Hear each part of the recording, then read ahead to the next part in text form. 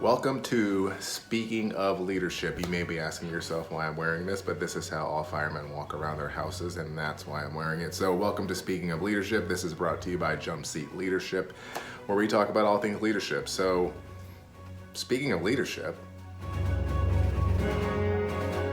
hey guys, welcome back to Speaking of Leadership, brought to you by Jump Seat Leadership. I'm Josh Chase, and today we are talking about solutions, not problems. Say it with me. Solutions, not problems. So today, guys, listen, I am a champion complainer at the galley table sometimes. I'm not gonna lie to you. I catch myself, I'm in the middle of a rant and I'm talking about what I would change in the fire service or how I would change the administration if I were in charge. Or, man, look at this guy, he never does his job and he never does it the way that I want him to do it. Look, I can complain with the best of them.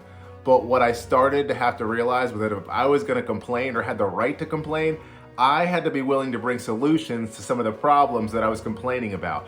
I had what I would call misdirected passion. So I was passionate about something, so I was complaining about it because it wasn't the way that I wanted it to be. So I think what happens is if we can misdirect our passion into complaining, you can't use that passion for something good. So let's do solutions for these problems we're complaining about. And you can come up with a solution. If you have a leadership problem in your department, guess what? You can get some resources. You can read a book. You can lead at your level. You can lead from the jump seat. Imagine that. See how I threw that in there right there? So listen, solutions, not problems. If you're gonna complain, be willing to come up with a solution for the problem. There's no reason to sit there and rant and rave and complain, because I can tell you what, if you're complaining now and that's all you do, and then in 10, 15, 20, 25 years, you're gonna be the old disgruntled guy that's getting ready to retire that sat at the galley table and had all these ideas and didn't use anything or any of them to improve the fire service.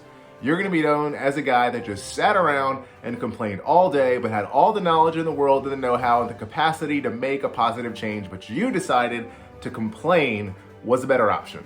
So all I'm saying, solutions, not problems. You've gotta be willing to bring a solution to the problem you are passionate about complaining about.